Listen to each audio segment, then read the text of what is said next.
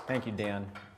It was great climbing with Dan and Jess and Matt, and like you said, that was kind of the core of Source Intelligence. So I was very careful with my clients, as you might imagine, but their friends and their partners as well.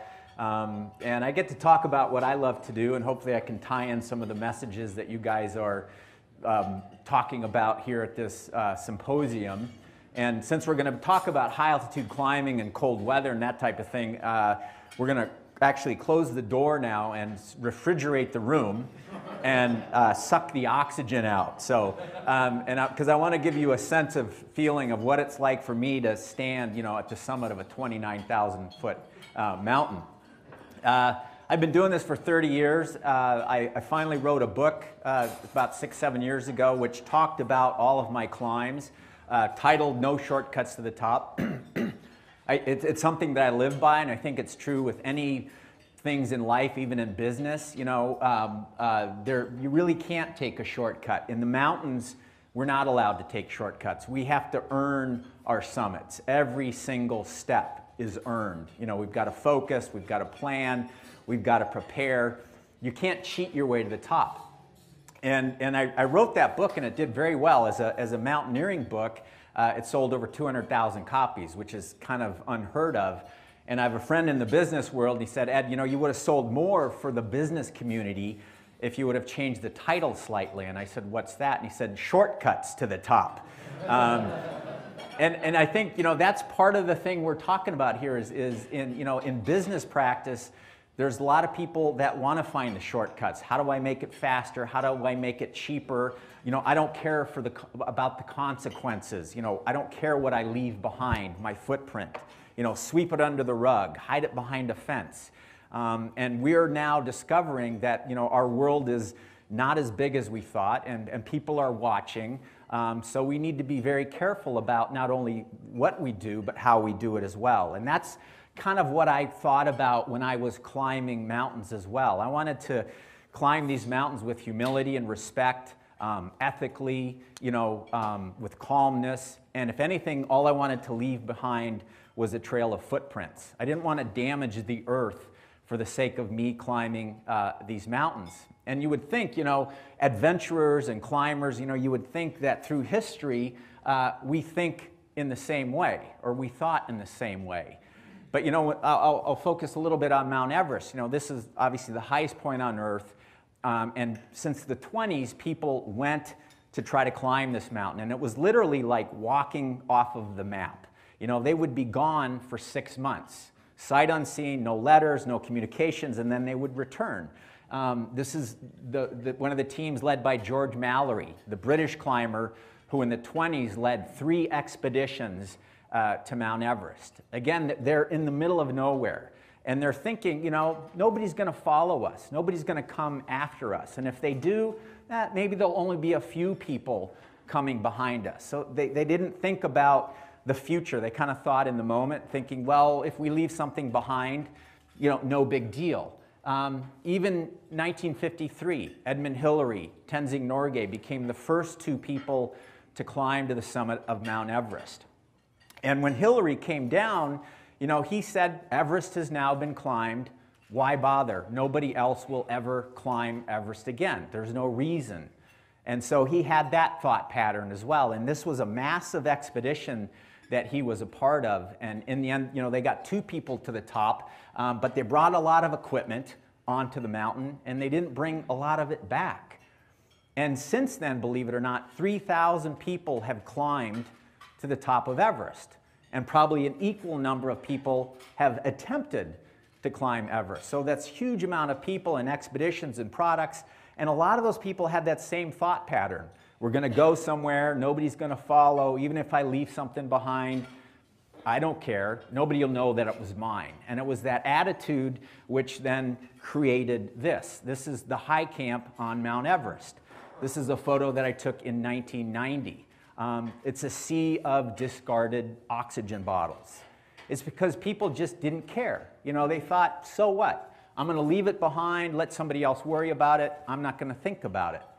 Well, in the early 90s, we started to think about it.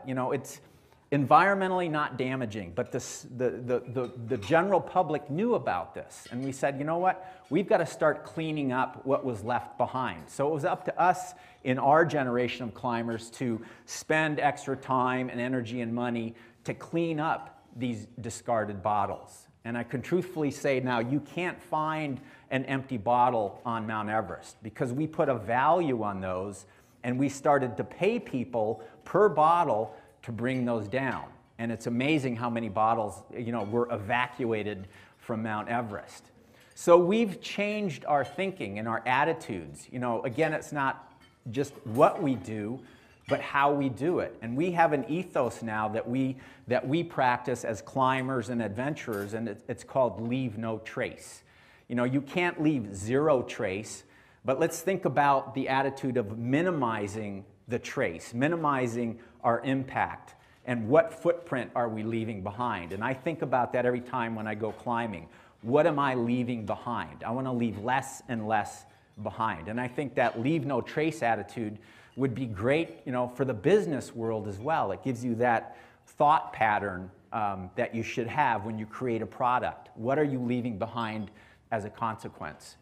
So people ask me, the big question is, how did I get into mountain climbing? I've been doing this now over 30 years, and I read a book as a kid. I was growing up in the great mountaineering state of Illinois, and I read this amazing adventure story about a climb to the summit of a mountain called Annapurna. And it was a group of French climbers that went there. I mean, they literally stepped off the map, and they spent 3 months in an attempt to climb Annapurna.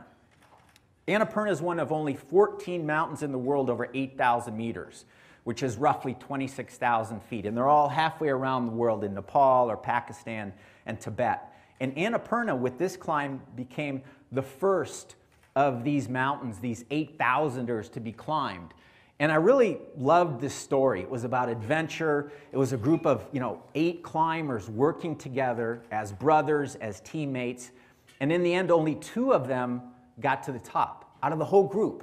But they all spent that time and energy to climb the mountain together. And that's how I learned about teamwork. That very altruistic definition of the word teamwork, that everybody works together.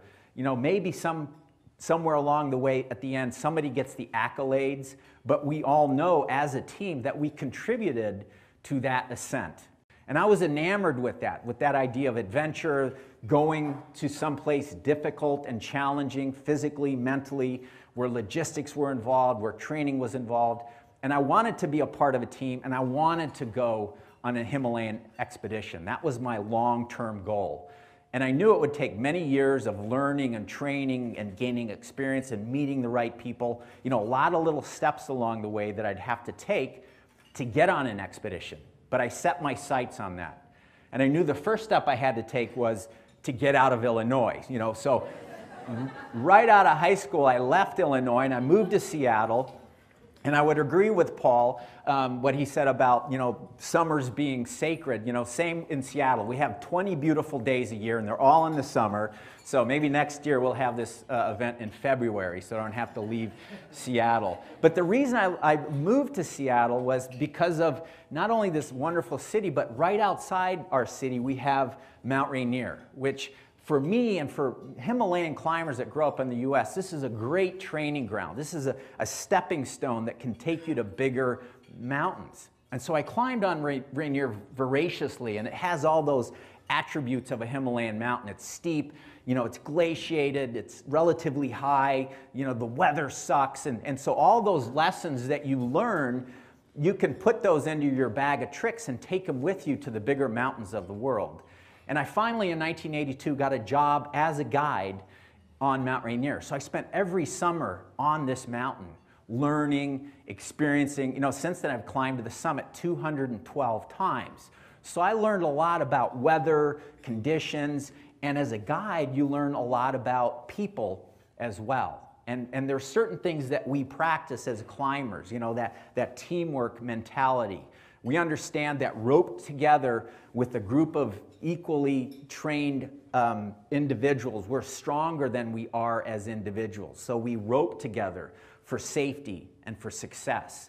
We plan for the worst, but we obviously always hope for the best. You know, there's contingencies that we need to have. The weather's constantly changing. You know, we as guides get together and we have discussions. What should we do? There's risk management. You know, what are the conditions? Are they going to be safe? Is it good enough to continue?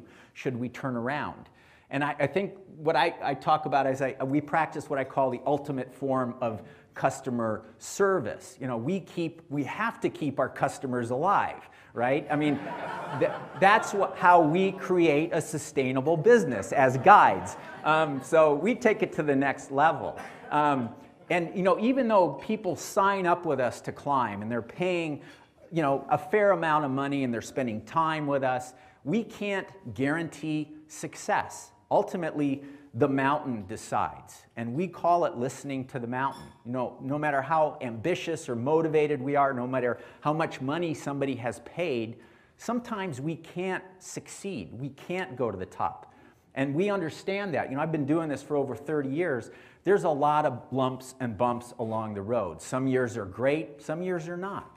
But that's part of the game. But eventually, if you're in this long enough, you understand that that bumpy graph eventually works its way uphill, and you have hopefully more successes than what I would call a non-success. So as I was guiding then, you know, I started to dream big. I started to think, what would be my ultimate physical challenge? And I decided maybe someday I can climb to the top of Mount Everest. And whenever I think about climbing or attempting a mountain, I try to get to know it, its personality, its history, you know, what did people do right, what went wrong. And so I researched Everest, and as I mentioned earlier, you know, it was Mallory, George Mallory, that led the first concerted efforts to climb Everest in 1924. They didn't have specialized equipment. You know, they were their Sunday go-to-meeting clothes, basically, to climb. Their wool jackets and their knickers and 8 layers of underwear. But they understood the fact that at 29,000 feet, they might need some supplemental oxygen to get them to the top. And so the systems that they carried weighed 35 pounds. But believe it or not, the benefit of that oxygen at 29,000 feet far outweighed the fact that they had to carry that 35 extra pounds. They didn't succeed in the 20s, and again, it wasn't until 1954 that Hillary Norgay first summited Mount Everest. They had some specialized clothing, the equipment was better, it was a little bit lighter, they could travel faster, and they used supplemental oxygen. Again, on this expedition, there was probably 60 people involved. 2 of them got to the top, and that was a huge, huge success.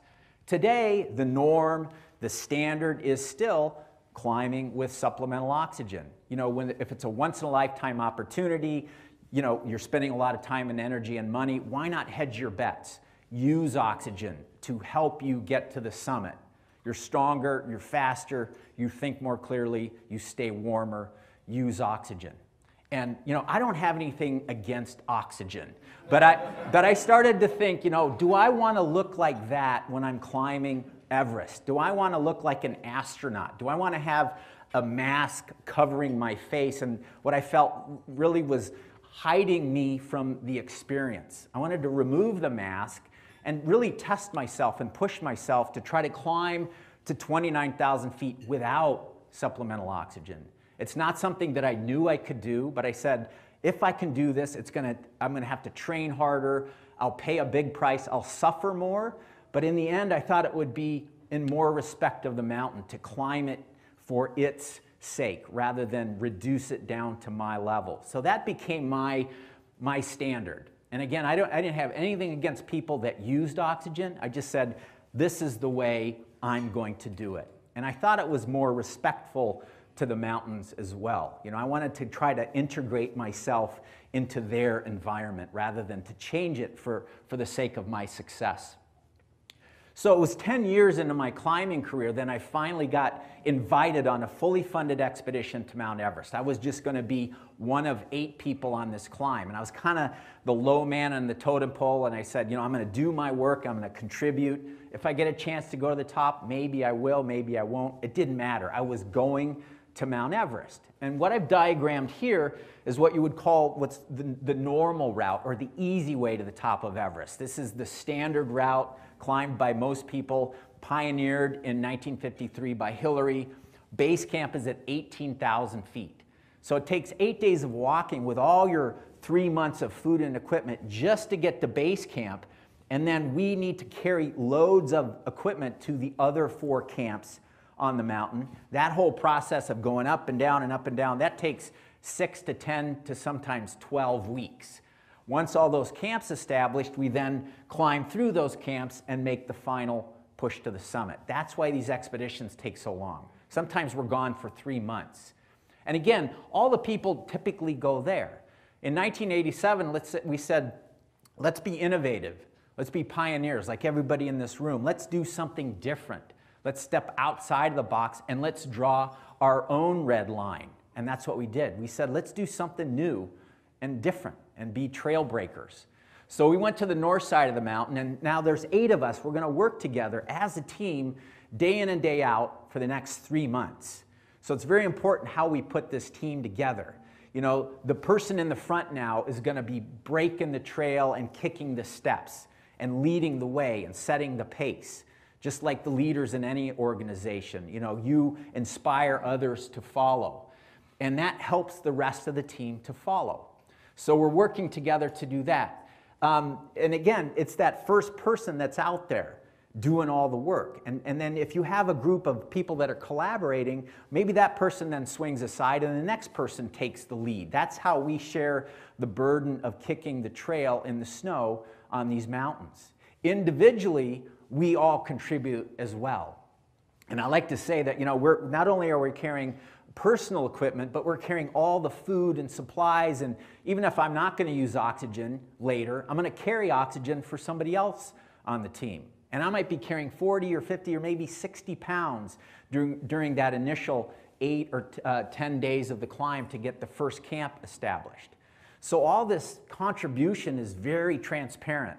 You know, if you're not carrying loads, the rest of the team sees it. You know, it's not like working in a big office building where you can be pretending to be typing and actually you're checking up on your Facebook. You know, here it's very transparent, your contribution to the team.